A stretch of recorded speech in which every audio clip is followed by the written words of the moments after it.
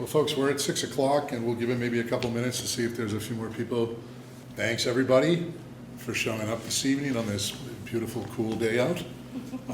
My name is Mark Stafford. I'm with Turner, Townsend, and Heery. We're the owner's project manager for this project. We're basically assisting the district and the town managing the project through the MSBA with the designers, with the whole process. With me this evening is... Hi, I'm Mary Lee Mercy. I'm with Studio G Architects. I'm the project manager, project architect. Stephen Venuti, the Finance Committee representative to the Shaker Lane building. So we're going to go through a quick presentation, and then we're going to do Q&A. We're here 6 to 8, but we'll answer any questions that you all might have. And I think as we go through the presentation, if you want to ask questions as we're going through, feel free to do that. So we get to the end, you don't come back and say, oh, I meant to ask something earlier on. So, you see the agenda up there. We're going to go through the process of review of what the MSBA is and how it all works, where we are in cost estimating at this point, what the tax impact is, information that we have from the MSBA on other schools, what they cost, similar sizes in areas.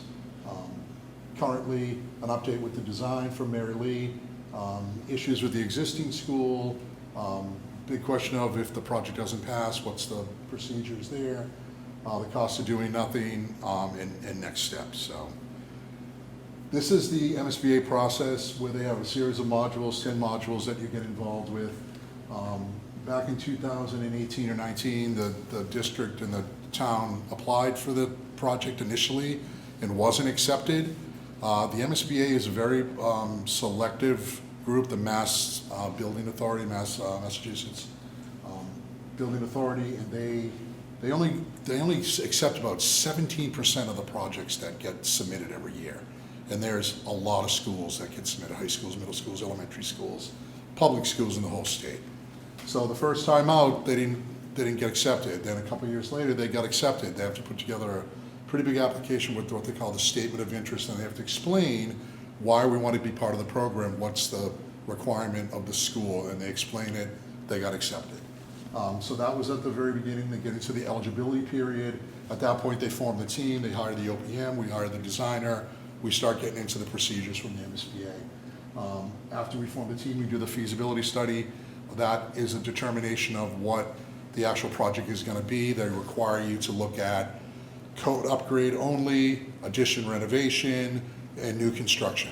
So through the feasibility study, it was determined to build a new school in the location. We looked at multiple locations in town, keep it on the same campus with the current Shaker Lane School in what we call the upper field. And now we're developing the schematic design for that, which is much more detailed cost estimates, much more detailed design.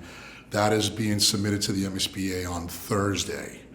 And they're going to review that schematic design with the cost, with the size of the school, with all the amenities, and get prepared for the Board of Directors meeting by the MSBA at the end of August. At that point, hopefully, and I think we're pretty confident that the recommendation from the MSBA people to the board is to let this project continue into design development, construction documents, bidding, construction, etc. But also part of that is it has to be voted. The town has to approve it. So end of October, early November is the 2 votes, the override vote in the town meeting. That once we come up with the final numbers and the costs and size and everything through schematic design, it'll be shared with everybody and the town has to vote. And if the vote is positive, we proceed. So as you see there, and we move on to the modules beyond that and get to the end of the project. So next. Yes, yes, sir. Can you address I'm hearing different things, some of them being, they're asking for too much, in different ways it's being asked that question. Can you address how the feasibility study and the design relate to nice to haves, or rather these are the guidelines that are determined by professionals with regard to these are the minimum standards that building a new elementary school should have in 2025? Yes, the MSBA has very strict minimal standards that you have to meet. So the size of the school, the new design is 97,000 square feet. That's pretty much their minimum design.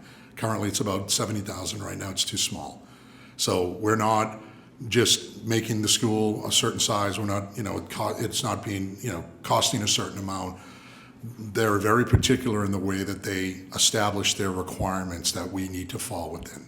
And that's exactly through the feasibility was, what's it going to cost to just take the building as it is, not a renovation, and upgrade it to code?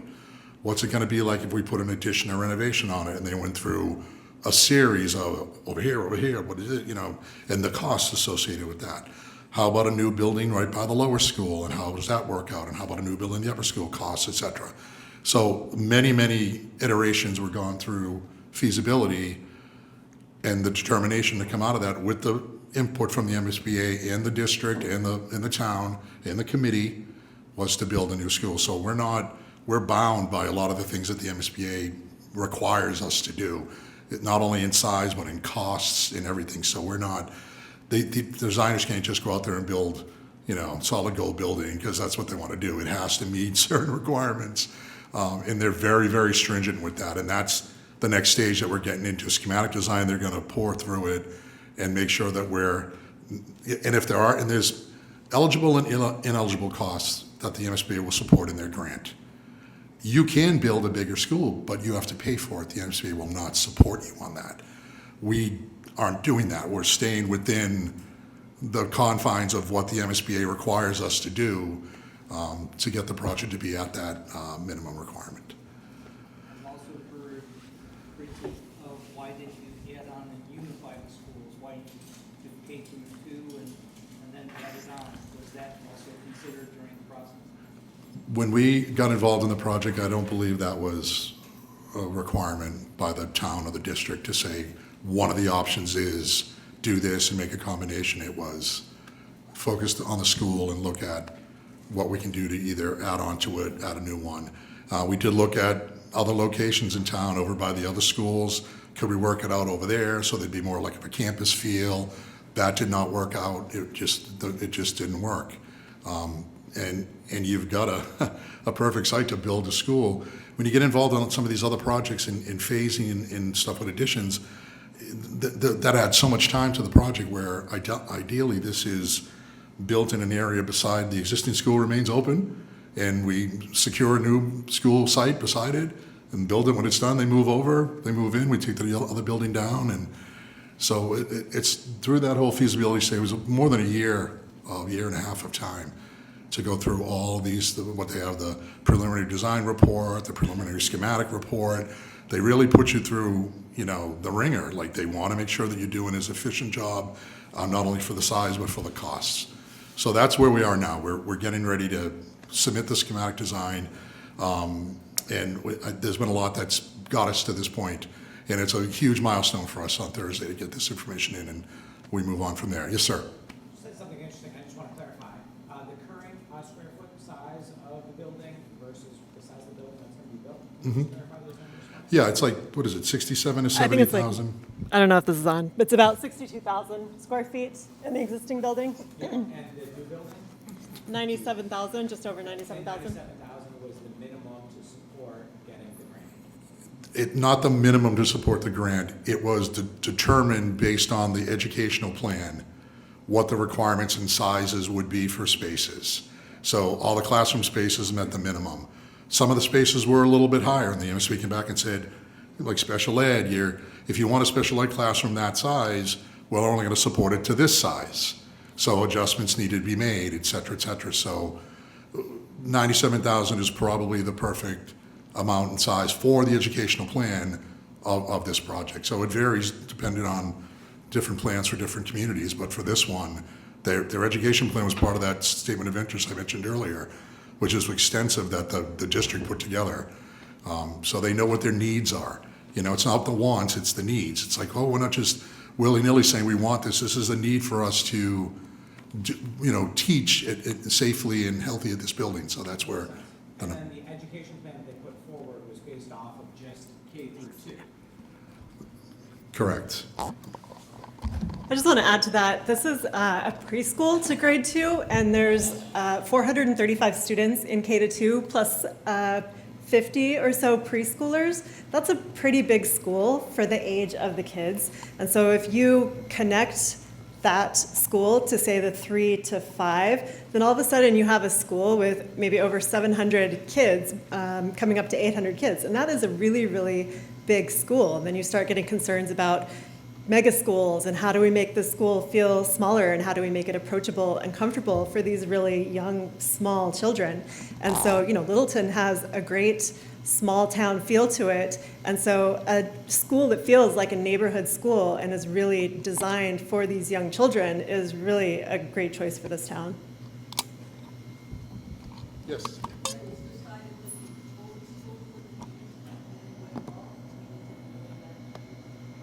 Correct. Can you repeat the question with the microphone so the people can pick up on it, please? Yeah, so the question was, did we look at reusing the existing building? And, or part of it, yes, we did.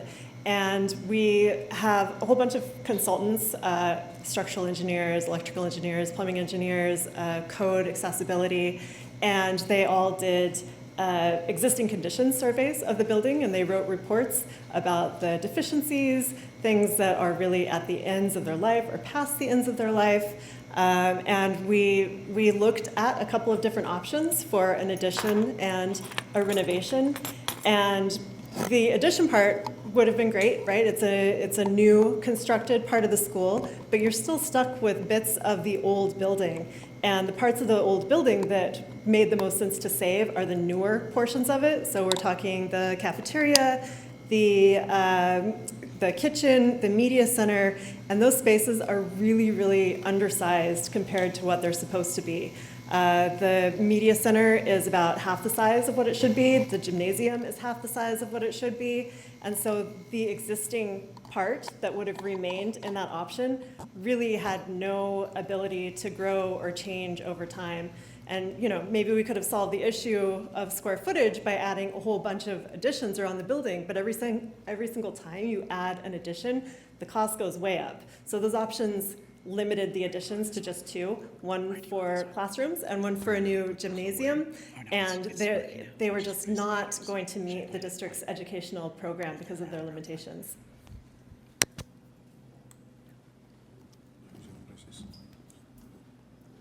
I think. So the next slide up here now is the costing of where we are, estimating. So back last October through January, the initial determination of a new building, our first cost estimates that came back were total project cost. That means the construction of the building and all the soft costs, over $100 million. So we were as shocked as anybody who saw those numbers, like, okay. Currently, the market is the way the market is, and things are getting better since the increasing during COVID. Prices aren't continuing to rise; they're starting to settle. They're not coming down, but they're definitely not continuing to rise. So we are seeing those industries starting to settle down a little bit. So the estimated grant calculation that was done for what the grant would be from the MSBA, around $30 million. What the next cost would be to the people of the town of Littleton.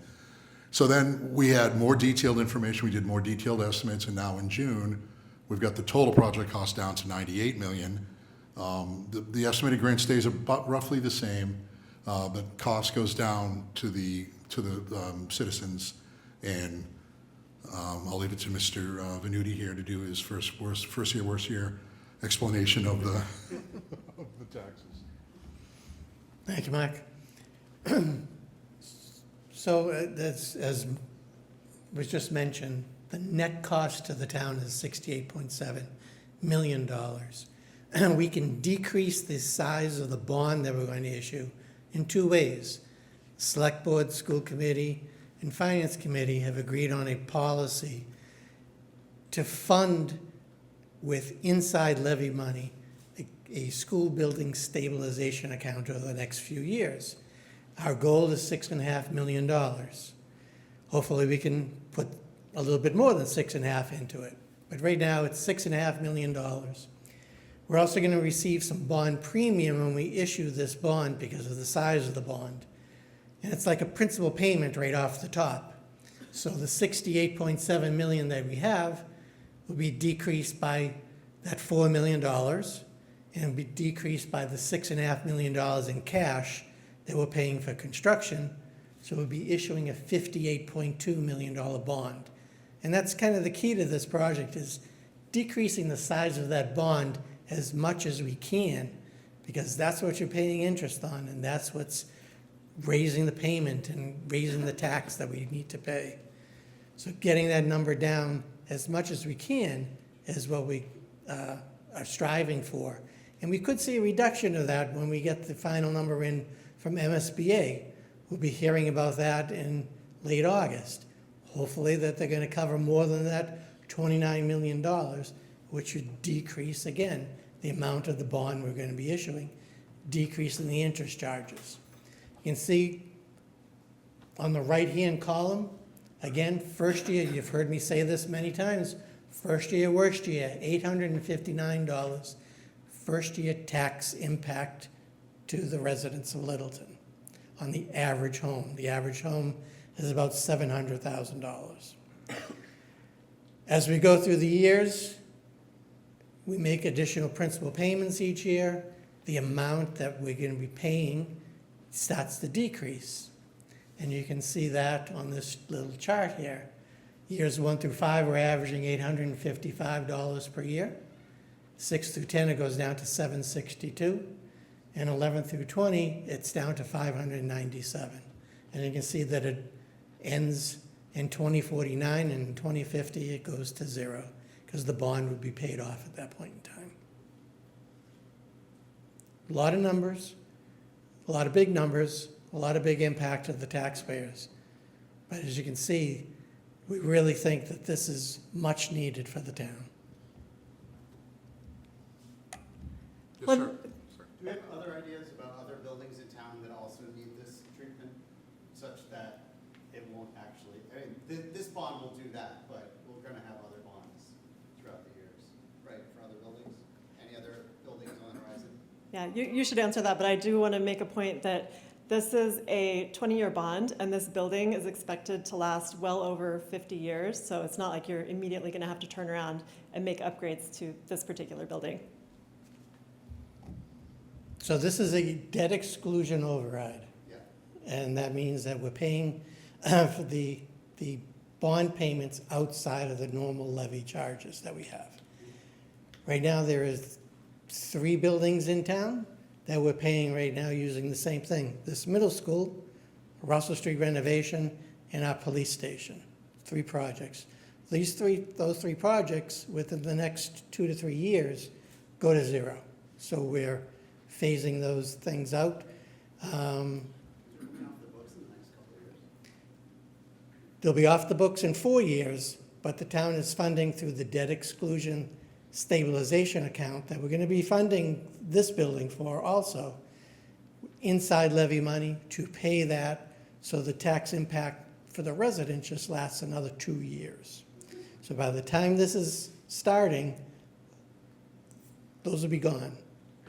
And we've been using that debt exclusion stabilization account for probably the past 7 to 10 years to decrease the amount that the taxpayer has paid.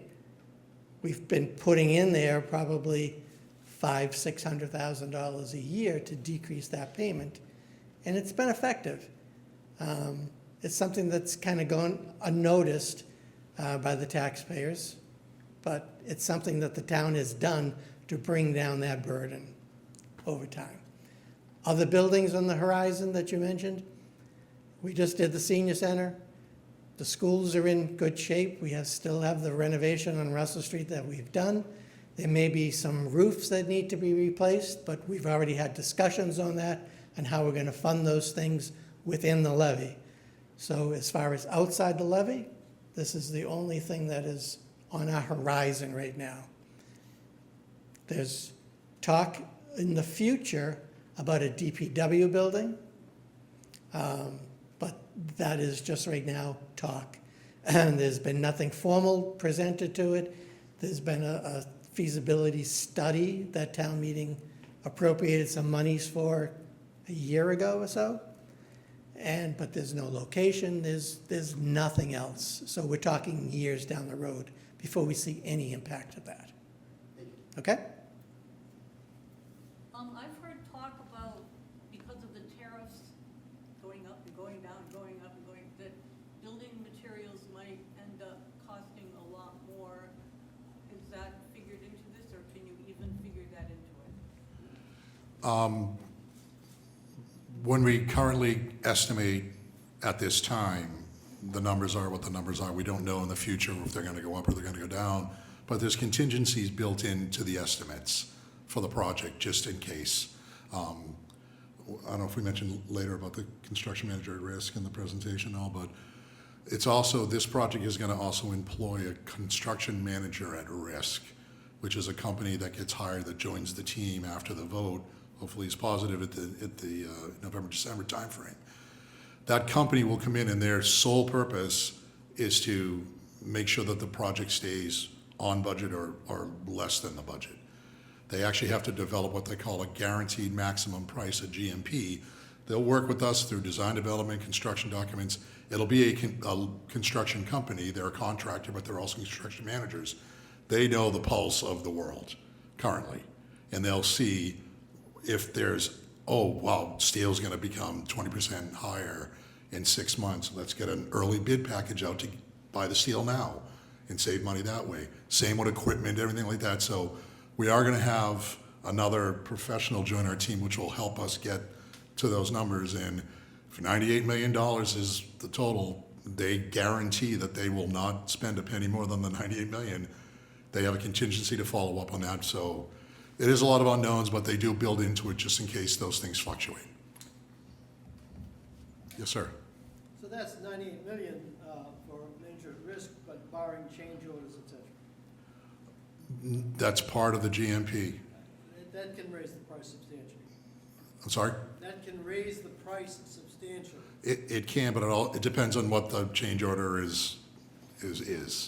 So projects are not perfect. They're going to have change orders.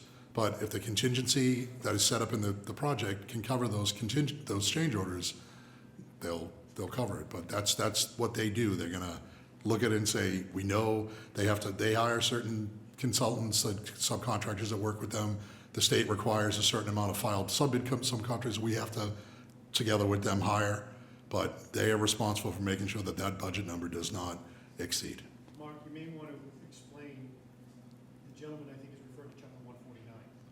So Yeah. you want to Yeah, understand that. yeah, there's two methods of delivery for construction in the state of Massachusetts. Chapter 149, which is design, bid, build, kind of the standard way things used to be. Architects put a set of documents together, they put it out in the street, they bid it, the lowest, most responsible bidder gets the job, you start building it.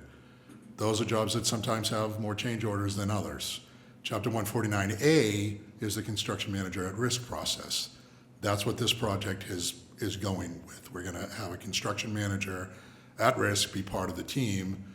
They're responsible for making sure that the budget stays within the budget.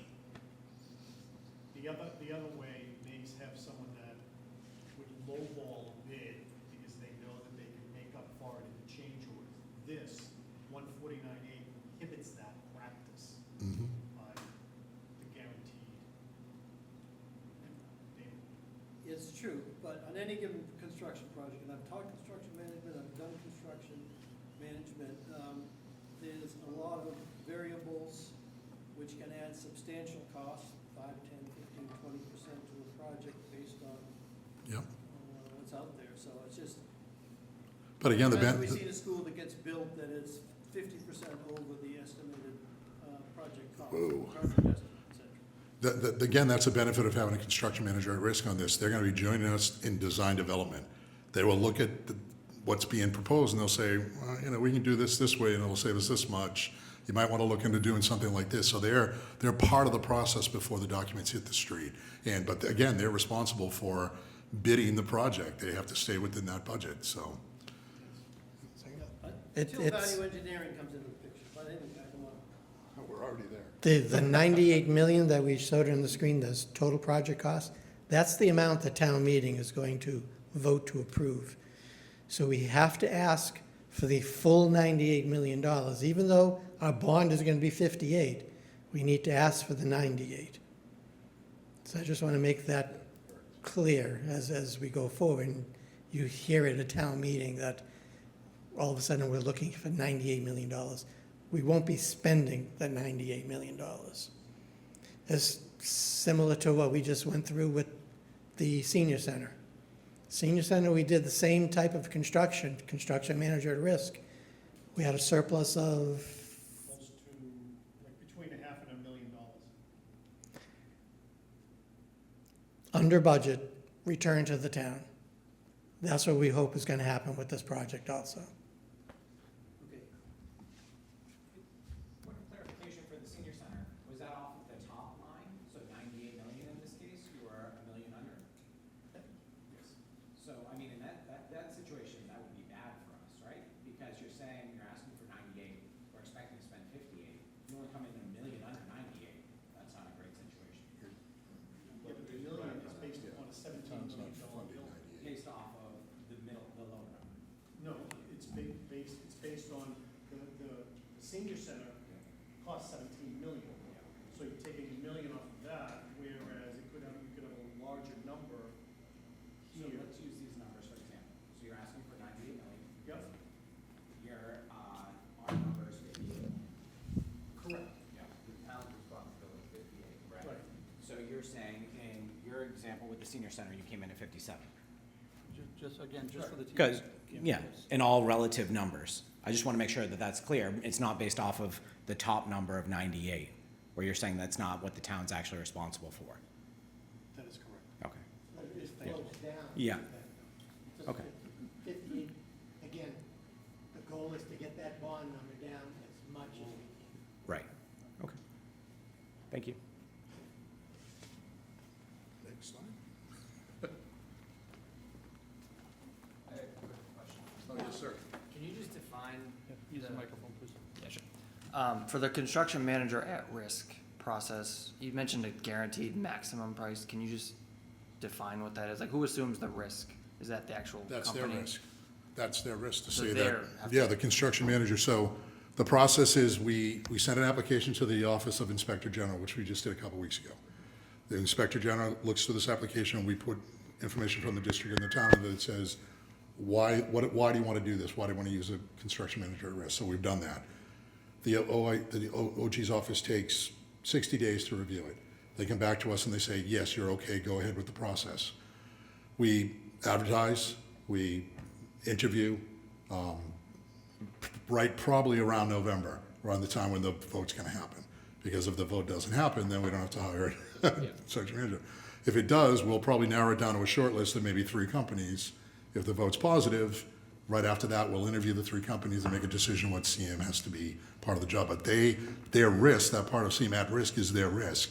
98 million, if the project comes in at 99, they pay the difference. But again, they build in contingencies for the unknowns, for the change orders, for any changes, they build in contingencies for it. So, as does the owner and as does the designer, they want to make sure that things are there. And if we get to the end of the project and it's under budget, that goes to reducing the overall bond.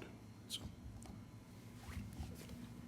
As sort of a real-life example of this, I was the project architect for the Florence Roach School next door in Groton, and at the end of that project, $2 million came back to the town because it was under budget. So it does happen. So what I'm hearing is, does having a construction manager reduce the risk of change orders? No. I think it does. I think it does Well, because we work with them collaboratively to say, hey, how can we make this design better? How can we make it more efficient, reduce materials, use less expensive materials? And so before anything is purchased, everybody is fairly confident that the design solution is going to work and is not going to require change orders. But then there's always unknowns. There's equipment might get expensive again. There might be another issue with the worlds. I mean, you don't know what's going to happen. So they try to mitigate all of those risks if they can, Correct. based on what they have and what they see in the market right now. That's my point. They help Or mitigate that. we understand too in this process, we're going into schematic design. if we get beyond schematic design, it's another year and a half before we start getting to the street, like getting numbers. So what's going to happen in another year and a half, we don't know. Will things get better? Will things stabilize? We don't know. So we'll just continue on and see exactly how that goes. Can you explain how there's a premium associated with? There is, yeah. It's a for-profit company. Yeah, there is, oh, sorry. So I just asked if Mark could explain the fact that there's a premium associated with hiring a construction manager at risk. That is a for-profit company. And although we think the school's going to cost $98 million, they think they can do it for less, right?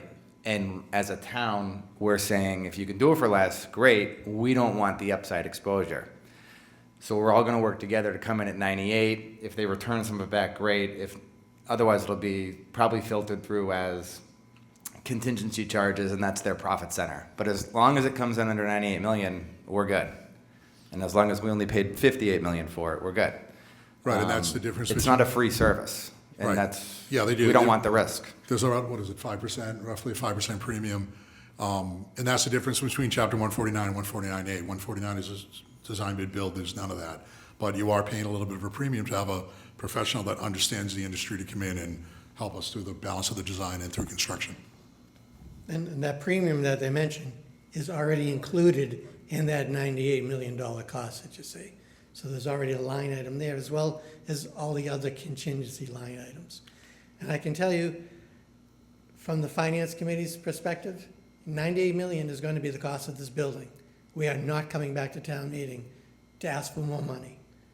So this is it, 98.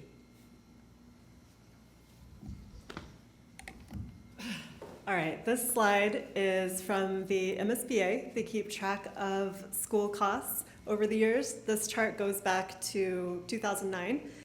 It might be hard to see the colors, but all of the black squares represent elementary schools. But you can see generally the overall trend of what has been happening with the cost of schools and with construction in general. So I want to zoom in a little bit on this area here.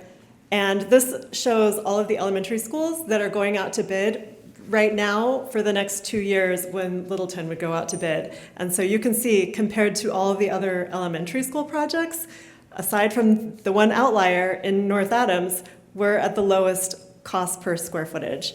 And we've worked really hard as the design team to make sure that there are not any extra frills, that we're doing things as cost effectively as possible, that we are using space efficiently and making a very compact building shape.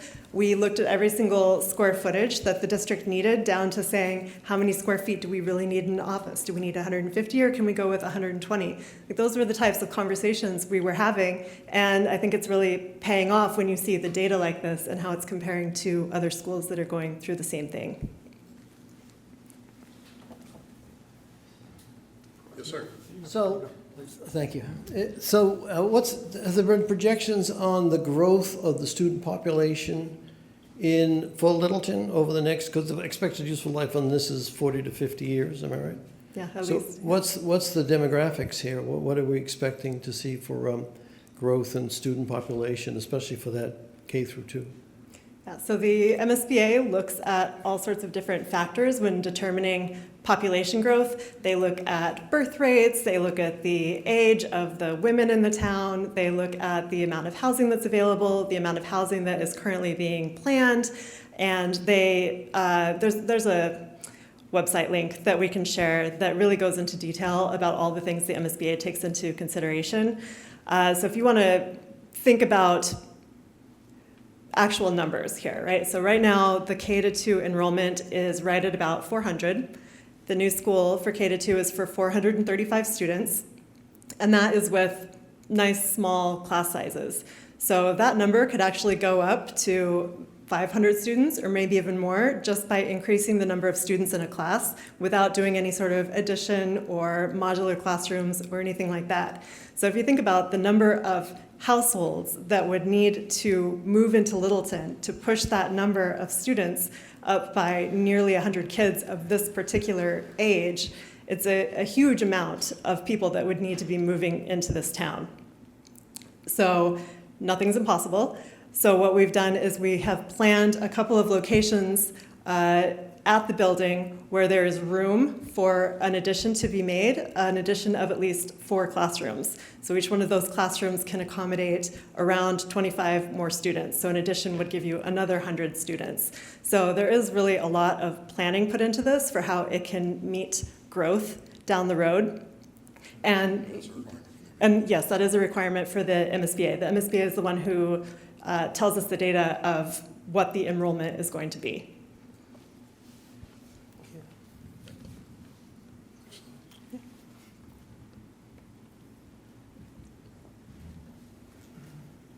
Okay, so I want to get a little bit into what the money is buying. This is a comparison of the existing site on the left, where you can see the existing building in the bottom area, and then there's the 2 fields behind the school. We've been calling them the lower field and the upper field, because one is south and one is north, but also one is physically lower elevation than the other.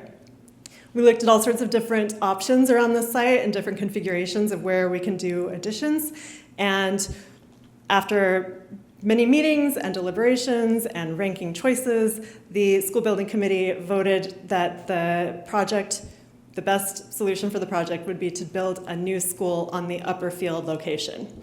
So what this does is it pushes the new school deep into the site.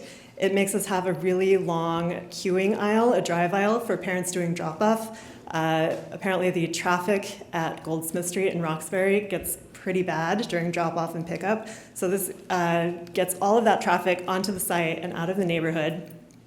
We have separate car loop and bus loop, and this minimizes the chance of having accidents both with vehicles and with pedestrians.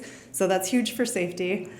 This also consolidates the community use portions of the site towards the south.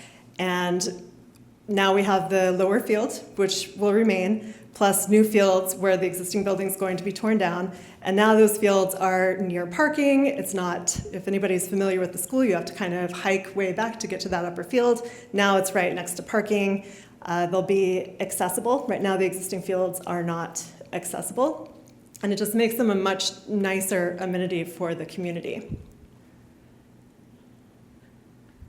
These graphics are just a general idea of what the building could look like. Colors have not been chosen yet, so if you don't like these colors, don't worry, they're not the final. This is just for illustrative purposes only.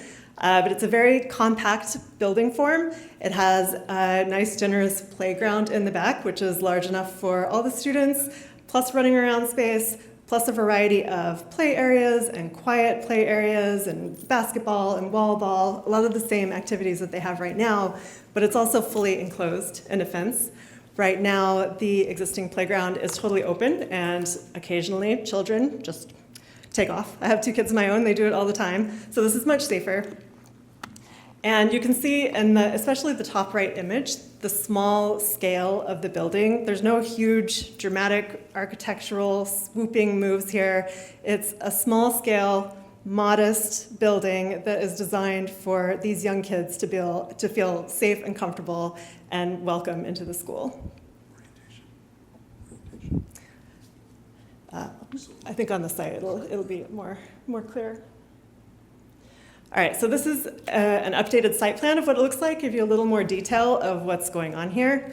The building is oriented so that the classroom wings, which are those 2 sort of bow tie looking things, those have the best possible orientation from the sun. You want windows that face north or south as much as possible because that is easy to control the sun coming into the classrooms. We also have, on the inside of the building, we have the gymnasium and the cafeteria right by the main entrance. So when it's being used by the community members after school hours, the rest of the school can be closed off and kept safe and secure and private, but still be open and accessible to the community. So this is a little bit of a closer look of what's going on inside of the building. The plan on the left is the first floor plan. The one on the right is the second floor. You can see at the main entry, right there immediately is the cafeteria and the gymnasium. And after school hours, everything can be locked off except for those 2 spaces plus toilet rooms. I think there was a question about how many people could fit into these spaces. The capacity of the cafeteria is 500 people. The capacity of the gym is 700 people. And the combined capacity for any single event is 700 people. And that's limited by the number of toilet rooms. So this is enough for the school to have a moving up ceremony, a kindergarten graduation ceremony, for children and the families of those children to all be there and have that event in this school rather than having the kids move over to the middle school or the high school. The school is organized into various grade level neighborhoods. So all the preschoolers are together, the kindergartners together, first and second grade are in their own neighborhoods. And this is really to help build community among these students. This is their first experience with the schools in Littleton. This is, for some of them, the first time that they've been to school ever. They can be very overwhelmed and feel nervous about it, but they're there to make friends and learn social skills and learn how to be students, learn how to learn, really. So everything that you see here is, I actually want to skip to the end. There's a comparison of, we did this a while ago. This is a chart we did for a session with the seniors quite a while ago. The plan is a little outdated because it was still during process, but it's a comparison of what it looks like to have a traditional classroom layout, that's just classrooms along a corridor, as opposed to what we have now, which is an enlarged neighborhood space, which we're calling dens because of the tiger dens, and the comparison of how it is about exactly the same amount of square feet, so it's the same size. You're not paying for more building because of this, and you're turning that space that's a corridor that normally is just used for circulation. You're turning it into educational space. So that means that the square footage that otherwise is just for people walking in, now all of a sudden it's extra educational space that you don't have to pay more money for, you just get it. It also drastically reduces the travel distances for students. And when they're this small, anytime they have to walk somewhere, it takes a long time. If a student has to go with them, that takes the student away from the classroom. So shortening travel distances is really, really important. In the existing building, there's issues with toilet rooms being really far away from classrooms, or classrooms being really far away from the music room or the cafeteria. And this makes everything really, really compact and maximizes the amount of time that students can spend learning in the classroom rather than just traveling. All right, so this gives you a little bit better feel of the life that can happen in this area. We have all these classrooms that open onto the central den neighborhood area. The den is set up so you can have all sorts of different activities happening in there in the same time. There will be sinks, so you can do messy play, art, science experiments. There is enough space for every student in the grade level to gather in one place all at once. Some schools use this as, for example, recently there was a solar eclipse, and one of the schools that I worked on brought in an outside specialist. They did a presentation for the entire grade level. They learned about eclipses, they learned about the solar system, and having all the kids there together in one spot to have this sort of stay-at-home field trip, if you will, really made great use of that space. There's also enough room for a variety of small group tables, tables and chairs that can be moved around. They can be pushed out of the way so kids can do activities on the floor. It's a really flexible space that otherwise would have just been a corridor. We also have the little orange-yellow rooms between classrooms. Those are small group rooms, and they are for students who receive extra support. So maybe they have a learning disability, or they need a little bit of help with their math or their reading, or they're having a breakdown and they just need some quiet space. They can be pulled out of the classroom into the small group room without having to travel across the whole school. Right now in the existing Shaker Lane School, this type of activity is taking place in storage closets in the corridor. So some of these students are trying to learn English, or they're trying to get over a speech delay, or they're trying to be tested to see exactly how they can be helped the most. And if they're at a desk in a hallway with all of their friends and everybody walking by and seeing what's going on, it's really not great for the kids. So these small group rooms scattered everywhere throughout the school really helps the school support those kids as much as possible. All right, and the last image I have is the media center, and this is the one more dramatic space in the school. When we first started talking to the district, it was really important for them to emphasize literacy. And the phrase that kept coming up was books everywhere. And so the Media Center is located at the very center of the school.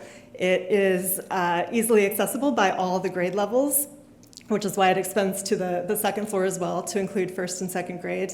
It has big windows, so it gets a lot of nice light in there. And we've also taken some of the square feet and pushed them into the dens so that the librarian can go to the grade levels and do story time there or share books with kids there, which again helps to reduce the travel time for the students.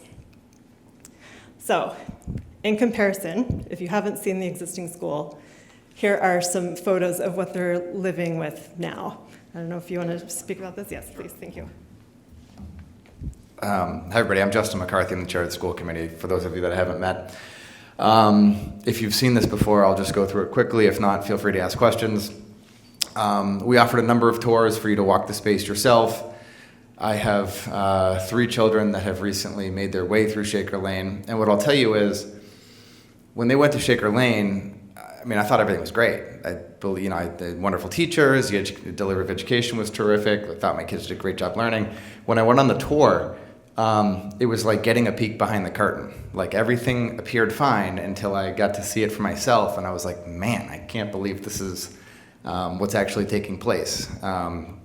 So anyways, in the upper left-hand corner, that's an image of the current cafeteria, which is undersized and has massive problems with students getting in and getting out, and the amount of time that they're in queue for their lunch line doesn't allow them enough time to eat, and it also takes away time on learning because we need to extend lunch period and enough time for everyone to eat. The back portion there where you see a partition, that actually is a makeshift classroom where students are being taken out of their class to receive additional services. When lunch needs to take place, that area obviously needs to shut down because it would be too loud. And there would be too many people around for that to be educational space. Once lunch wraps back up, that then becomes an active learning space. Along the point of, we don't really want to be doing learning in the hallways. We don't really want to be doing learning in a cafeteria. I've already talked about the inefficient and rushed lunch. Classrooms are too small. That is a picture of the current music room. And if you are in that music room by yourself, it feels claustrophobic. If you are in that music room with 21 or 22 second graders or kindergarten students trying to learn music and sing, that teacher must go through a lot of Tylenol.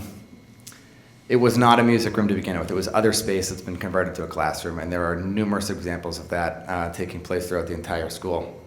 Students learning in closets has been discussed, just a picture of that. Offices in closets.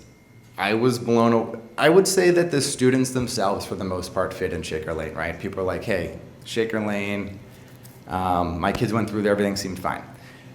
I believe that the big change has been the fact that there are additional staff members necessary to support the high level of educational delivery that we want to offer our students in Littleton.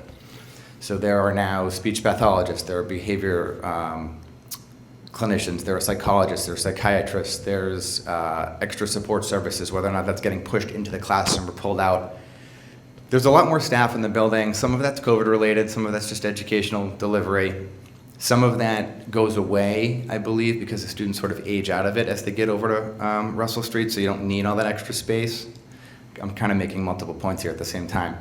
But I was shocked at the amount of staff that's been stuffed into closets for their offices, whether they're trying to work, independently and craft IEPs and things like that, or whether or not they're using that for space to interact with students.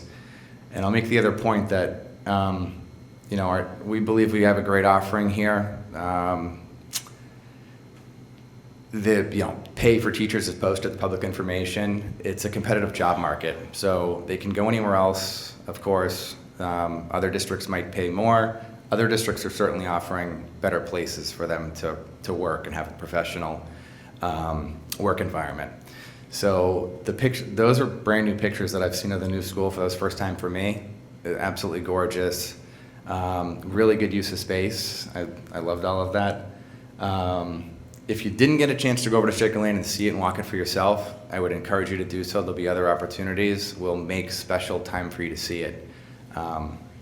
And I'll say, I mean, the staff, with what they have, they're knocking it out of the park. But it's like going to a Broadway show and then being able to peek behind the curtain.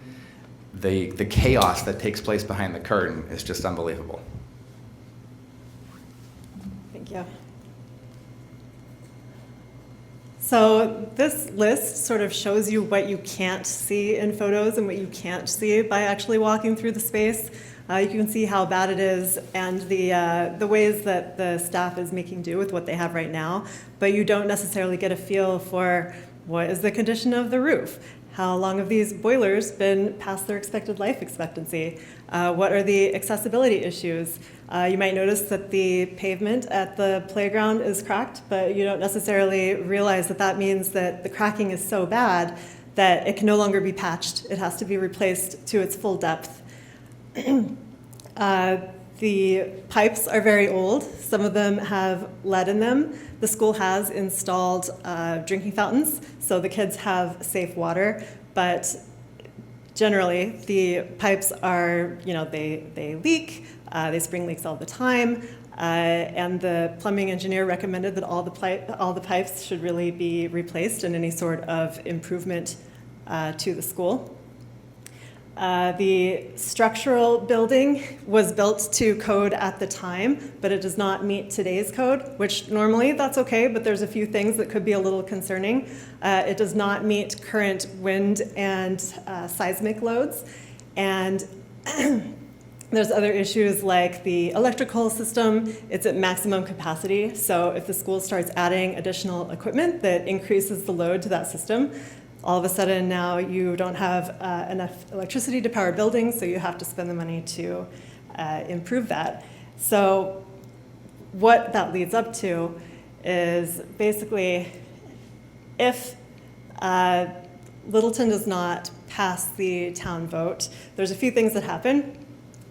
You end up losing the support from the MSBA. So right now we're looking at, I believe, almost $30 million for that.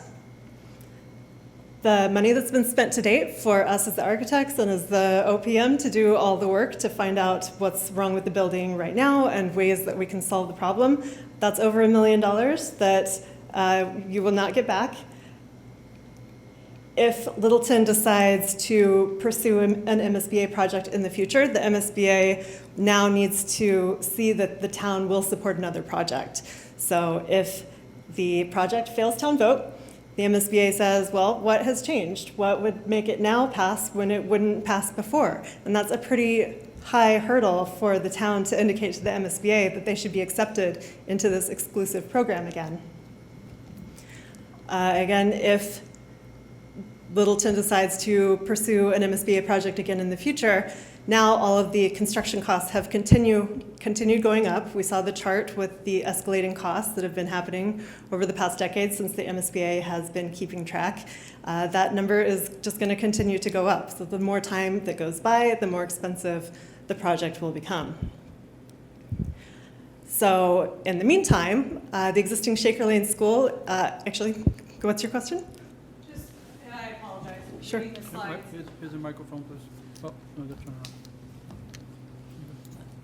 I've heard a rumor, I'll call it, about 30%. Like, let's say the fire panel goes, which is supposedly, rumor has it, about 2.3 million, and that would then potentially start to trigger some other items that have already failed, which would then put Littleton over, or put Shaker Lane over the 30%, which would trigger everything requiring to be brought up to code. Is that correct? Like, I'm not... That is accurate. Yes, that is not a rumor. The code, I've heard the question also phrased, well, do we have to do anything? What happens if we just continue maintaining the building as time goes on? So this is where code requirements come into play. If a certain amount of work is done on the building, and that's the 30%, which is 2.7 million, yep, 2.73 million, if that amount of repairs is done over the course of a rolling 5 years, then that triggers the requirement that now the entire building has to be brought up to code. And that includes accessibility, that includes all of the electrical and plumbing and fire protection. It would require a sprinkler system. So that is true. The way they define it is permittable work, so anything like a window replacement project, roof replacement project, anything with the boilers or the electrical panel, all of that would count towards this. And if you see this list, and this is not a comprehensive list, this is just a few of the things, you could see how very easily we would hit that $2.73 million mark over the course of 5 years. Did you say something? Sorry. Is there a question or you stretching? Yes. So just back to the construction, what are the plans for building commissioning? And also, I haven't heard anything about energy efficiency or sustainability. Yeah, do you want to? Yeah. I thought you were Okay, no, starting to answer. Okay, take it, yes. take it, you got it. So building commissioning, the MSBA includes commissioning as part of this process. There is envelope commissioning, where we start off pretty early in design development, working with a commissioner who independently reviews the drawings and makes recommendations to the design team. So that is built in from the very beginning. There is post-occupancy commissioning, where they make sure that the indoor air quality is good, that all of the equipment is operating the way that it should. In terms of sustainability, all MSBA projects need to be at least silver certified, LEED Silver certified. The school building committee has also voted to include a geothermal system as part of this project. And there is a federal tax credit right now that when the geothermal system is installed, and if the tax credit is still available, that essentially makes the geothermal system the least expensive of all the mechanical options that we looked at. The new building will be, yes, it'll be all electric. It will be at a minimum solar panel ready, which means that the structure can accommodate solar panels, that there is conduit, that everything is ready to receive solar panels. And depending on what happens over the cost of construction, there's a chance that solar panels could make it into the project if it doesn't push it over the budget at the end of the day. So they're not part of the 98 million? Solar's not. No. Geothermal is. And then there's a level of energy efficiency. Geothermal is cost effective? Yeah, we looked into it, and it's, with what the electrical rates are right now, a geothermal system would save about $17,000 a year in electrical costs over a different mechanical system, air source heat pump as opposed to ground source heat pump. I had a rough estimate of geothermal at my house, $250,000. So this is a much bigger structure. This is 10 million. Huh? This geothermal is 10 million. 10 million for the geothermal. But around 7.5 to 8 million for the alternative. And then a potential $3 million back on the federal tax cut. That's dependent on the tax credit if it remains in place. Right now, it was just approved in Congress to stay alive to 2030. So you get the tax cut once the building is operating and the system is working. You literally fill up an application to the IRS. They review it. If they approve it, they send you a check for $2.8 million. Okay, and just one comment. So you said the envelopes are so you have an independent third-party commissioner. Yes. And then you said post-occupancy, you're going to go in and check all the systems. You can't do it post-occupancy. You have to do it during the construction process. I've been through it a million times. Sorry, there's a period of time between when you have the substantial completion, the occupancy capability, but before people have actually moved in, that's when that'll take place. It has to be Thank you before, for correcting. okay. It has to be before C of O. It just is the only way we're going to find stuff. Again, I've been through it many times. It's in our schedule. It's included as part of the It's project. another requirement. but- Is it 100% commissioning, 100% of the systems? And think what do so. you- Yes, Yeah. What about a energy management system? What's going in? that's part of the design. Yes, energy management system. So it will be not just the mechanical systems, but also all of the light fixtures. And we work with our mechanical engineer to pick a system that is easily operated. So whatever staff would get some training and make sure that they have the tools to use it successfully over the course of the life of the building. Okay. And the new energy code in Massachusetts is very stringent. So we have to follow the new energy code. I believe Littleton's a stretch energy town as well, so we have to meet that. So, but then we get to the point where you've got a very efficient envelope, but the cost of triple glazing versus double glazing is gonna affect the budget.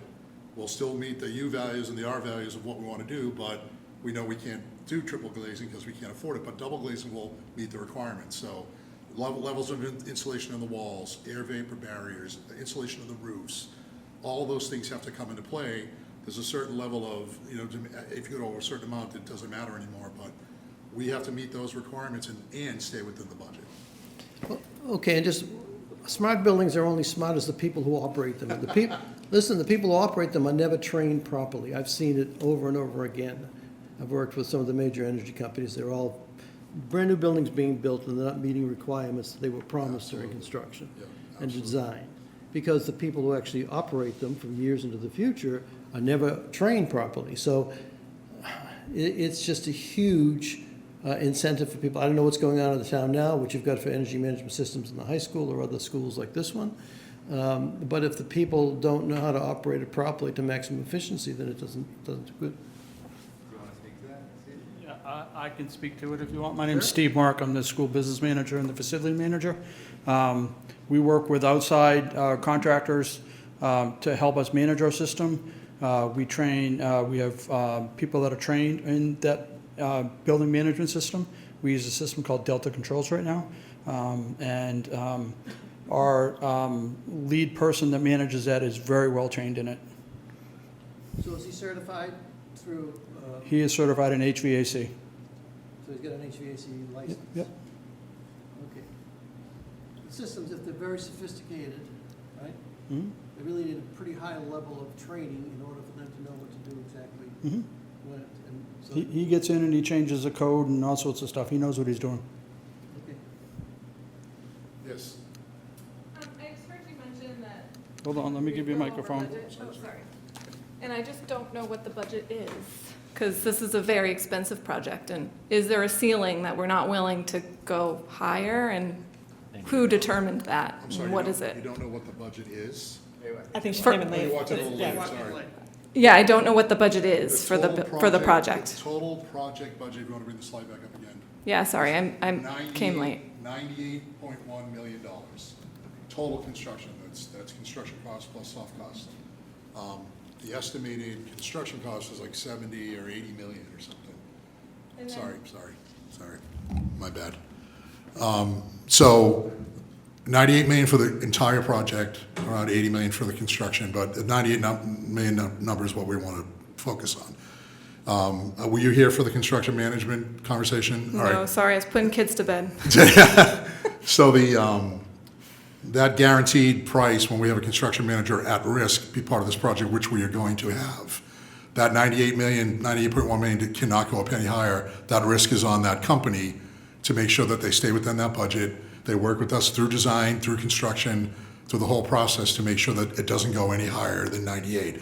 Now, the estimated MSBA grant is a number that may change once we go through schematic design right now when we get the final project budget amendment from the MSBA, which will be sometime at the end of August. That number might change, mostly maybe a little bit higher with the grant. So, but the 98 million is the apex. We're not going a penny above 98 million. A company's going to work with us as a team to keep it within those numbers. And some of the examples you heard before of recent projects, that some of them, when they're completed, have a little bit, they're under budget, and some money can go back to reduce the bond for the town. So that's the maximum we're looking at right now. But as this process continues, if we get the positive vote and we go into design development, working with the CM at risk, we're looking for other opportunities to reduce the cost. If we can reduce it more as the project goes on, that's what our intent is to do. We're not going to try to make it more expensive. We're going to try to get the construction number down, so then that affects every other number as part of the overall cost. So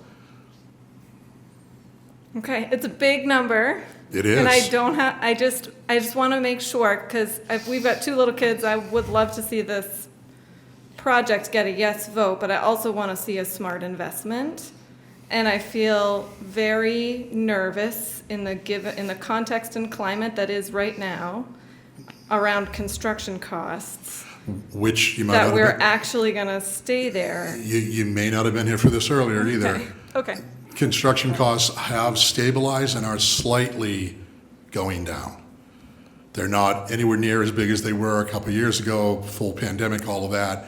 They are stabilizing it, but we are starting to see them reduce. We're not looking at construction costs for another year plus. What happens then, we don't know. We don't know what's going to happen in the world.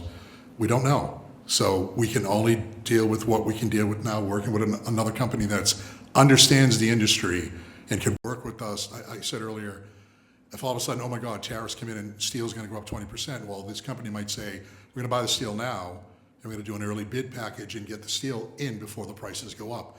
Same for equipment, same for anything. So they can look at that and keep that cost within that risk they have is over 98 million, it's on them. So that's the beauty of having a CM at risk. You do pay a premium for it, as we said earlier, but that gives you some level of comfort where you're not going to go above that. As Steve said, we're not coming back to the town for another dime. It's just not going to happen. First cost, worst cost. So in the bottom right-hand corner there, first year is the toughest, $859 a year, $72 a month, and then the other chart shows as time goes on, that will go down. But we're working on, as the project continues, getting those costs to come down. Once we have the definitive number from the MSBA, then we can recalculate what that number will be. Hopefully we'll get it as low as we possibly can. But that other slide with the MSBA projects, the reality of the world right now is projects are expensive. Anywhere between $800 to $900 a square foot for a school, which is outrageous, but that's where it is. It's the reality that we're dealing with right now. We'll do everything we can to get those costs down. I just have two other factors that I think that we just need to consider in order to get us across the finish line. The first is the impacted population at Shaker Lane is very small. It's a very small school. So when we're comparing to other schools in the state, we have to keep in mind that we're much, much smaller. And so this is a really big ask per student. So as we develop presentations, I think we need to be prepared for that and think about how maybe we can even show we bring that cost down. The other thing to really maybe find a backup plan on is MSBA. I think with all of the uncertainty in the state and the federal government at the moment, it's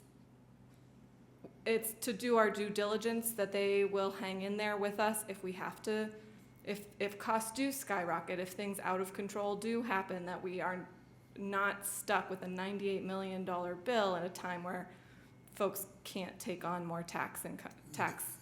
The MSBA is a quasi-public agency authority. They get funded by hotel, motel tax or sales tax, whatever. They have a lot of money. This money is set aside when we work with them and put all these estimates and everything together. That money's always going to be there. It's not going anywhere. The MSBA is not going to go away and they're going to say, "Oh, sorry, you're stuck with $98 million." It's you have to fund. You have to approve for the $98 million, but the cost to the town is only going to be whatever that is, 57, what the final number is. But the MSBA needs to see that the town is behind this project, and they're willing to fund the project for you, and then you have your portion as part of the grant that you need to bond. The MSBA does not want projects to fail. They are adamant to support a project and have it be supportive. I was working on Stoneham's brand new high school, net zero high school project, and a previous project. They were $25 million over budget, but a lot of it had to do with the cost with COVID. The MSBA stepped up and increased their square foot cost for the project to help, tamper that cost. So whatever we run into a year from now, which none of us will know what that's going to be like, right. We'll handle it. But the MSBA will be behind us because they want these projects to pass. That chart that we put up there, three projects on that chart just failed at their town meetings, and the MSBA was crushed that it didn't pass. So if they have to go either fund the project on their own, go back into the MSBA process, we could take another 7 to 10 years if they go back to the beginning. Mary Lee said earlier, they might have a grace period of like 120 days. Can you make some changes that will make this town pass if you go to another vote, which is highly is difficult if it fails the first time. So they want projects to pass. They have the money there. They want to be able to support them. So they will be with us lockstep as this process continues. I think the cautionary tale here is not whether this is going to be successful or not once it starts, but the downstream impacts for the town. If we look at something like Groton and how they've failed to pass their overrides for education, the last 2 education overrides, now they're seeing programs getting reduced, teachers leaving, getting cut, and this is a byproduct of them just building a brand new, beautiful school. So Justin, when you talk about how, you know, one of the big things about our town is the teachers and the programs and being able to offer that, you know, in an economic time when we don't know what this big, beautiful bill coming out of the administration is going to be. We don't know how tariffs are going to roll out. You know, forecasts are 10, 20, 30%. When we're asking people to take on additional expenditure now in so much uncertainty, and then the unforeseen circumstances that are going to play out over the next 6, 12, 18 months, are we going to be able to justify overrides for education that are inevitably going to come as we need to pay more to keep people inside our school system? And this is a big holistic picture that I don't think any of us have answers to, but it's going to be something that's brought up on the day of the vote. So the Finance Committee looks at a forecast a number of years out. And a forecast is only as good as what you can do, but it's based on good historical data that we have. And that's all we can really go by. We don't see an override coming. It's tight. There are deficits each year, and we overcome those deficits each year. We have a good financial plan that we follow to the letter, and that has gotten us a long way over the past 10, 15 years. With our AAA bond rating, the interest cost that we're having here is less because we've put these policies in place. We'd be paying 20, 25 basis points more, and when you're talking $58 million, that's a lot of money in extra interest costs. And we're able to keep that down because of the financial planning that we do. I can't guarantee that there won't be an operational override in the future, but we don't really see one happening right now. I hope that answers your question. It does, and that's, you know, at the town level. We also have what's going on federally right now, which is something that is likely going to impact everybody in this room, positive and negative, we don't know. And let's talk to some of the unknowns over the next 2 years that Mark mentioned. And that's where it's hard to digest taking on $100 million with so much unknown right now, right? So like if the world's burning around you, do you put a new garage? Do you build a new school? Do you sit tight and ask for an extension? Ask for more time to see how this is going to play out so it can be successful? And I guarantee you guys have probably a good answer that you can't do an extension, or, you know, we're going to have to vote it down and then ask for 120 days and bebop around this. But the fact of the matter is you just said, how many of these just got voted down last year?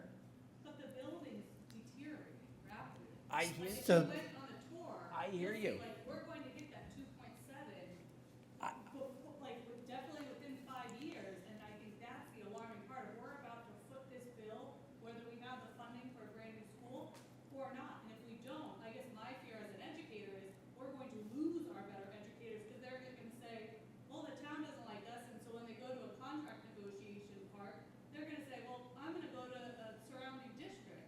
I mean, this is going to be a domino effect. We're footing a big bill sooner than later. I hear you, but at the end of the day, people only have so much money. And it's going to come down to, okay, maybe we do this, but then there's going to be some type of override or some additional cost that's come down, and it's going to get voted down. So one of the things that I always try and challenge people at when they say no to something, I say, what's the alternative, basically?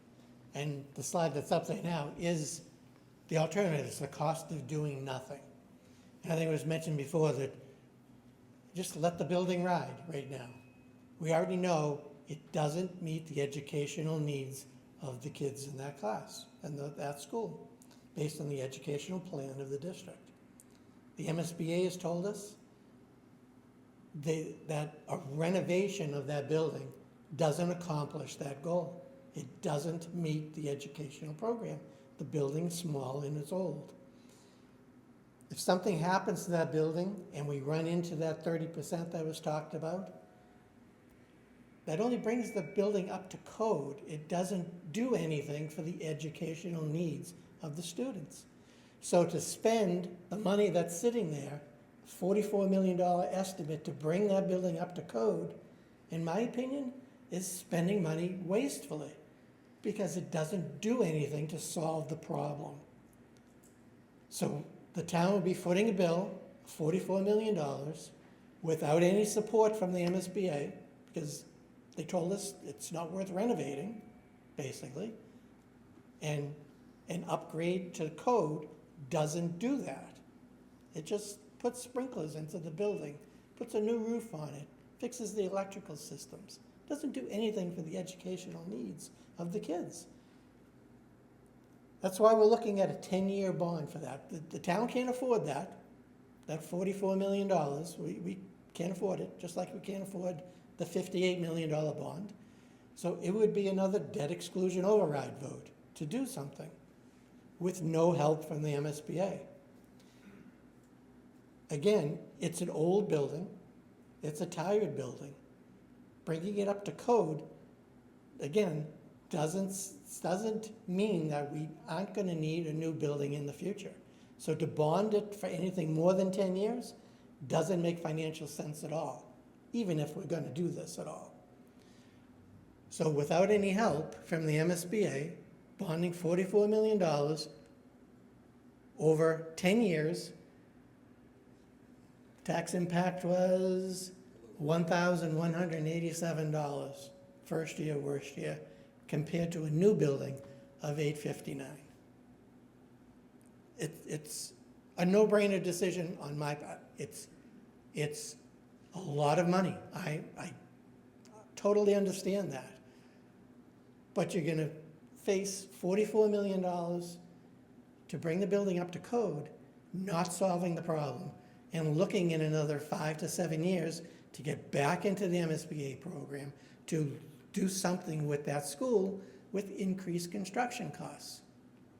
Meanwhile, we've sunk $44 million into a building that we're going to rip down because we can't renovate it. I hope that answers the question. I'm telling you how it's gonna be perceived publicly, so you need to be able to work on that, because that's what everybody's gonna hear. Thank you. Well, one point I just wanted to make too, I think just how it's gonna be perceived publicly, it's really important to get that point across that when this building fails, and it's an almost 70-year-old school, it's gonna cost us way more to have punted down the road, same as the town has done on a bunch of other projects where, we'll buy this thing, we'll take care of it, we don't take care of it. We'll bring it to town vote, we don't bring it to town vote, or it gets failed down, they come back later and it's 10 times the cost. I feel like this is one of the few chances, I've lived in town almost a decade. It's one of the few chances where we actually have a chance to be ahead of something, where we do the right thing and it saves us money versus kind of sticking our head in the ground and then waking up to a much bigger bill that we can't avoid. Like, we're not going to not have a school. It's either going to be a tiny school that doesn't suit our needs and costs a bunch of money, or it's going to be a properly designed school that's built to last. That's, hopefully we get another 60, 70 years out of a new building. But at some point, when Shaker Lane was built, there was 2,000 people in town. The town's like 4.5 times bigger now. Like, it's just not built for this town, and we need a new school no matter what. It's either going to be, putting lipstick on a pig, as my wife likes to say, or it's going to be a new building that's built to suit, and it sounds like it's responsibly designed. And then the grant money, especially, like, as to your point, like, there are a lot of unknowns down the road. There's grant money now. There might not be grant money in 10 years. I would hope that there is, but I think the fewest amount of unknowns is taking a design that we're already, not to stick to sports metaphors, but we're on the 5-yard line. Let's get this done now versus hoping that things are better in 5 years. And it doesn't feel like that's gonna be a good strategy, but I don't know, that's my personal. Yes, sir. Yeah, so I see the 44 million estimate from July 1 year ago, so unknown what the cost is now versus 1 year ago. I think I also heard that,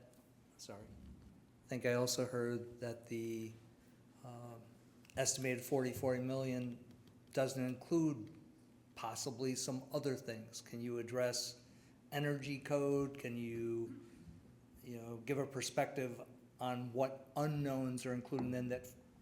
You already have a 44 billion cost of knowns. What might be something that you find once you're triggered to do an upgrade, and how much more money in addition to the 44 million might we be confronted with? Yeah, so that 44 million was done by our estimators, and because it was so early in the project, we gave them all the data. We said, here's all the existing conditions reports, here's a list of what's going on with the schools, and they took that information and they applied a cost per square foot for upgrading the building. So they didn't price out, oh, well, how much would it be to do the boilers, or how much would it be to increase insulation? This is a general broad brush estimate from last year. So if the project doesn't pass and you actually end up with this situation, then now you're talking about looking at a lot of these specific things on this slide, of which things absolutely have to get done. So it's true that energy code is not one of the codes that would have to be met. So you would have all of these upgrades done, which are really behind the scenes. The school's gonna look the same. Some rooms are actually going to be smaller. For example, you'll have to put in a real elevator instead of the little tiny lift. That elevator is not going to be an addition. It has to take up space in whatever classroom is next to it. So now that classroom is smaller. The toilet rooms that are not accessible, they're not accessible because they're too small. So now you enlarge a toilet room, but that takes away space from the classroom. So accessibility, structural, plumbing, electrical, health code issues, fire protection, and I think I said accessibility already. Those are the things that would absolutely be required as part of whatever triggers this code upgrade, whatever $2.3 million over the course of 5 years that happens. Does that answer your question? Go back to the other slide. Yeah, which one? Cost of doing nothing. So the fixing of the school, just to bring it up to code upgrade, it's not a renovation. The school stays the way it is, it just meets the code. Now your school's too small, so you entertain modulars, all right? Potentially putting modulars to give you the space that you need to do the proper educational planning. That was estimated about $6 million. So really, potentially, it's $50 million to make the school function, to make it meet code, and then to function by its educational plan. Versus, so $50 million to put a Band-Aid on something that's not going to meet your requirements, as opposed to $68 million to get a brand new school. That's, and again, we're not downplaying the fact that it's expensive. We understand that. I said earlier when we first got those numbers in over $100 million, we were like, oh my goodness, this is unbelievable. But those are the things that need to be weighed. Yeah, I'd just like to make a comment, because I think sometimes it's lost. Yes, to the point that was just made, if somebody says no, sorry. Microphone? It's okay. So, no, is there time He to is. ask another question? No, or- he's still talking. Sorry. So if there's another, if it's a no vote, I just want to remind everybody, the town, it took 2 times to get to MSBA that they'd allow us to do this. So the town actually, the school committee, et cetera, attempted to do this earlier than the path that we're currently on. And we have to go right back into that same draw with, you said, a 17% factor. So the escalating costs, this do-nothing scenario certainly doesn't sound like it brings us solutions. It sounds like it just brings us more and more problems while we've taken another 10 years of not educating our children properly. Are we done with the slides? Are we pretty much done? Yeah, okay. All right. We'll just full Q&A now. Good. Hi, I have a question about the construction manager at risk, right? So they say, okay, we're going to build a school for you for this much money. Say prices do go up, and they realize that what they agreed to is actually going to cost them more. Are there any protections that you have in place to make sure that the construction company doesn't start buying and putting in cheaper materials than what they promised? As a construction manager at risk, they are bound with a guaranteed maximum price to meet the budget. There's contingencies built into that in case there are issues that come up. Throughout this process, there's no way I think cheaper materials. We're going to be working with them in tandem to make sure that everything that's put in this building is, by code and what it needs to be. They're not going to be cutting corners in that regard. If that's what you're sort of intimating at, that's not the way it functions. They are taking the risk at a premium. As Justin said earlier, they're a company to make profit. They want to go in there and they want to make this building meet the build budget or below. And they build in contingencies. We build in contingencies in design. The owner has a contingency. The CM at risk has a contingency. We have those back plays in case we run into any situations that the project goes over. The intent of this is not to go back to the town for another penny at all. So. Are they bonded? They're bonded. Oh, yeah, absolutely. Yeah, on top of it, there's insurance, correct. There's a GMP insurance. There's a bonding insurance for the company. Most of these companies that are CM at risk are very large construction companies. What'd you have at the Fontaine? Who was the CM at Commodore? Commodore was a bit, they were a great company, and the Gilbanes and the Consiglis and the Fontaines and all these people that we're constantly getting phone calls from saying, when's that school getting ready to start? Because they want to get on the job. When we did a tour of the Florence Roach job that Studio G did up in Groton, and they were wrapping up, and the Gilbane, the construction manager, was still there, and they're like, we're eyeballing, Littleton. We want to get in there. So it behooves them to do what they need to do and keep the project on or below budget. Just for my 2 cents, what would sway me the most is what you've, towards the end of this presentation, is you don't want to throw good money after bad.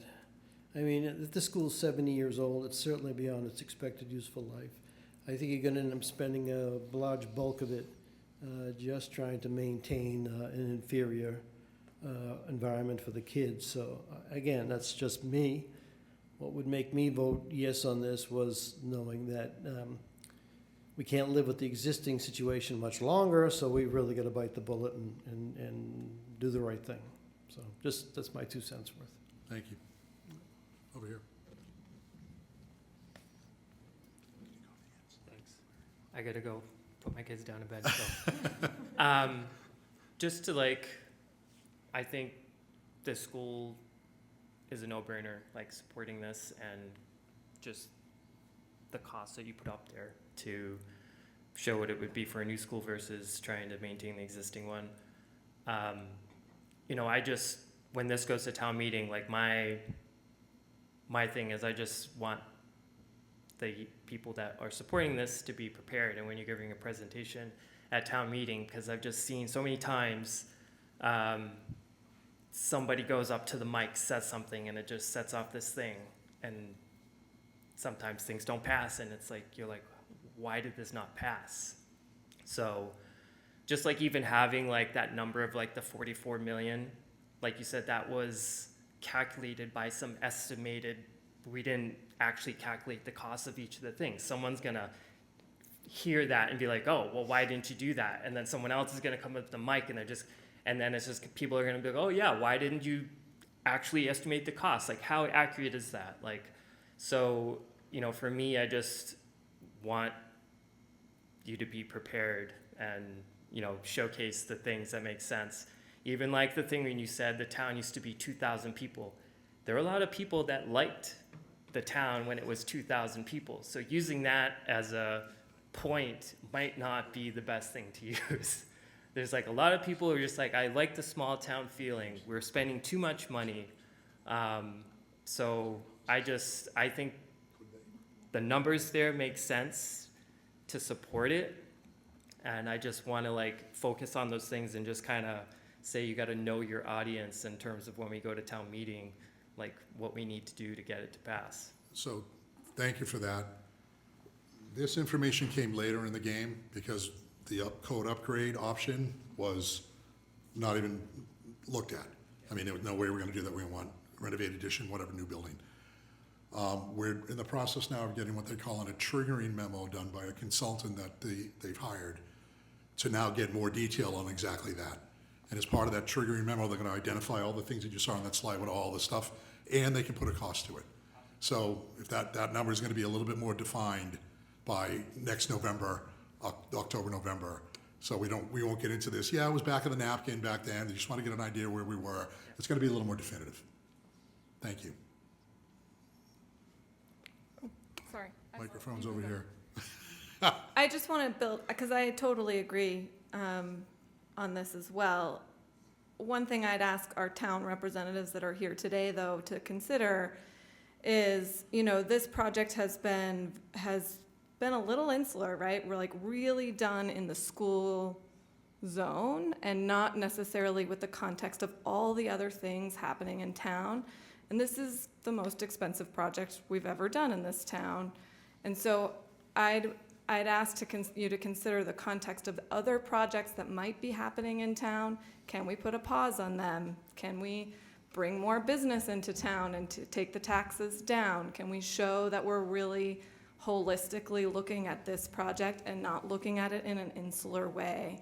And I'd really challenge our town representatives that are here today to prioritize this and show the town that we're prioritizing this and that our taxes are going to go up for it, but we're going to take a step back on some of the other things. I know you came late, and we kind of discussed that before you came in. Right now, there is no other building that the town is going to construct that is being looked at as a debt exclusion override, which is what this building is. There is talk about a DPW building at some point in the future. There is nothing that's concrete about that. There are no plans. There's no location. So whatever we're talking is years down the road. This building would already be constructed when that comes around. The school committee, select board, and finance committee have made an addendum to the financial policy that we have that commits to putting as much money as we can from inside the levy to support this building to bring the taxes down for the taxpayer. Right now, on just the original estimates that we have, we're looking at the town supporting around 11 to 12% of this project with other funds. So the tax dollars that you see here are decreased because of that commitment. And that's something that we're going to look at each year. We're going to try and put as much money as we can toward this project. And our original estimates, we've actually put money aside for that DPW building. May not happen. That money can be then pushed over to this project. That project may happen. It may happen 5 years after this is constructed. That's another town vote that we'll have to do, and we'll have to justify that to the taxpayer at that point in time. But for now, this is what is in front of us. And you can see by the two alternatives that we have that the construction of a new school makes the more financial sense for this town. Three buildings coming out of debt exclusion. When you shared that earlier, this building was. That's right. So there are 3 buildings currently that were voted 20 years ago, or just about 20 years ago, as debt exclusion overrides, just like we're asking for this. It's the police station, this middle school, and the Russell Street renovation that was done. Those projects are going to be running out over the next 4 years, and the impact to the taxpayer runs out over the next 2 years. And it's very minimal of that impact right now to the taxpayer. And the town has been paying over the past 7 to 10 years or so, using inside levy money to bring that impact down as much as we could. Okay. Yes. So I'm an old person and don't have little kids in the school system or anything, and I always trust what Steve says. And also, I mean, you guys are looking at them and saying, well, you have to do this and make sure you mention this. And what has really persuaded me tonight was listening to you guys. You have children, you're an educator, say your story, get up and say that. Don't wait for don't be intimidated at town meeting. Don't wait for someone else to say something. Be those people that you are and speak to it.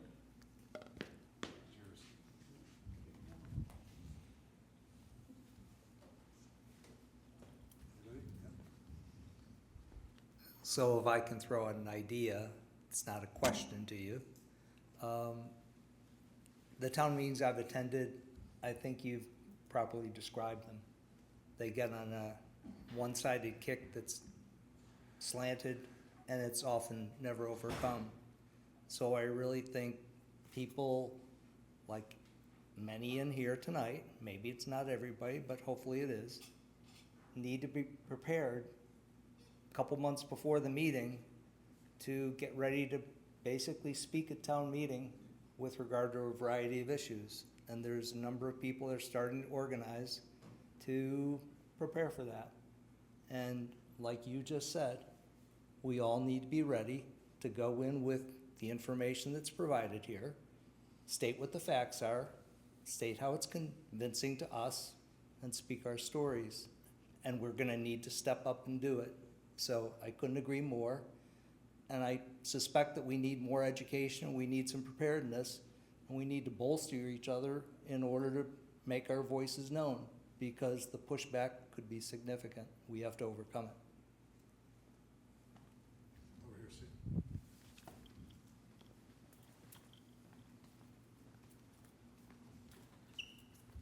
Just an idea, and it's more at Justin and Beth. Sorry, because I'm like, I know it's not you guys, but I mean, like T-ball and the baseball, softball jamboree, right, or event was very well attended. These tours, great that you're offering it. I went on one in the fall. I was highly alarmed as an educator. And at the same time, your slides were wonderful then. They're a little updated now. Like, I've heard this information. I've gotten updated information. I don't think we will hit people by doing more tours. To me, a community event at Shaker Lane, outside like a spring fest of hot dogs, hamburgers, a slogan of some sort, right? And I don't know who funds that, right? Lord knows I can't fund it. But I do feel like there's something missing to then at least bring your yes people there who can then tap into their networks, right? And I mean, I agree. I have 2 kids with my husband now, right? You know what I mean? Like, the people that need to sound the alarms are the ones underwater with their kids' activities and things, right? And so I do think that a more family-oriented part in August, before back to school, right, could potentially be helpful. It may not, right, but just an idea, and I have a lot of other ideas I'll share with the 2 of you privately. Yeah, inevitably we're gonna go to town meeting and you're gonna have people get up and go, why didn't you have a Q&A on this back in June? And let people see the current school at the town meeting to vote for this thing. They're gonna be, I didn't know anything about this until tonight. And that's, yeah, I think the more we have to get the word out about that this vote's even coming. Because yeah, it sounds off the bat, why do we need a new school? It looks fine. Until you realize, oh, it's, you know, almost 70 years old. Has all these problems, but it's a lot of information to take in if you're just then asking them to vote. I think it takes a little time to sit before you realize, like, oh, this is actually the smart decision. So we've heard that, and we do have 2 more tours planned, but we also want to have community forums like this. We're going to have them in July, August, and September, time and place to be determined. We want to try to, tell people, come here, ask your questions, tell your stories, do whatever you need to do to try to support the project. That idea that you had, I think, is fantastic. How does that work? What has to come together? Annalise, I think you're spearheading and being a champion for some of these things. Yeah, so we've formed a ballot question committee specifically for the yes vote. It's called Yes for Littleton. We have a website, it's yesforlittleton.org, has a lot of this information on it. We've been doing a lot of research and a lot of sort of trying to find the story within all of this and try to make it really persuasive. You know, as these wonderful meetings have persuaded us, a lot of people aren't willing to sit for this long. So, you know, absolutely, we would love for you guys to get involved, because right now it's, you know, we're a strong little group, but we're a little group. So, you know, please get in touch with me, get in touch on the website. There are some materials out in the lobby, right outside the door, if you wanted to grab those. But we are working on it. We are passionate about this.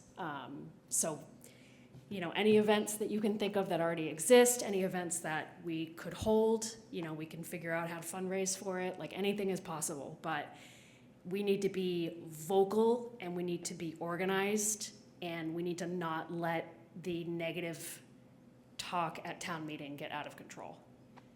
That's the big mission, so. I just wanted to offer, personally, individually, I'm for the project. The school committee, all the individual members are for the project, but the school committee itself is sort of in limbo as to how much official support we can have for it, how much we can advocate for it as a body, right? We've taken the stance at this point in time that we want to make sure that all of the voters have all of the information they need to make the decision that's best for them.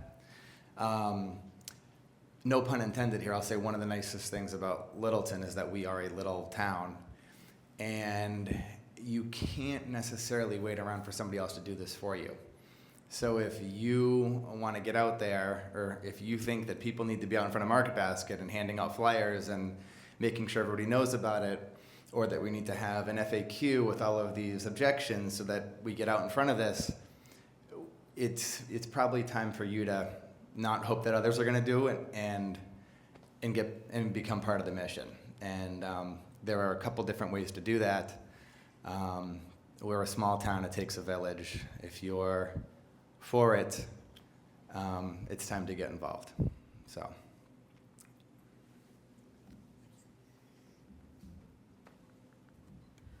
So I just have a couple of last remarks.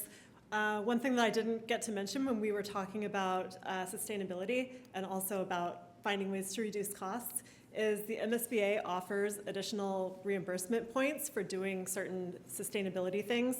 There's one additional point for using healthy materials. We do that just as best practices, so we're definitely getting that point. And then there's another 3% available for doing the all-electric system with all of the stretch code community requirements, a few other things, and that is planned in the project as well. So that's additional 4 points from the MSBA, and it improves the sustainability. So I wanted to make sure I said that. Another thing is the link on the project website, the Make Your Voice Heard, that link goes to me. Like, I see those responses and I just respond to people. So if anybody has a question, or maybe you're hearing questions from other people and you don't know how to respond to it, just ask me. Send me an email and I can help you out with that. And as Justin said, we are not legally allowed to campaign for the project, but what I can do is provide information, provide graphics, come to these sessions and talk to people. So I am also available. Thanks, everybody. Appreciate you coming. Thanks for coming. Have a good night.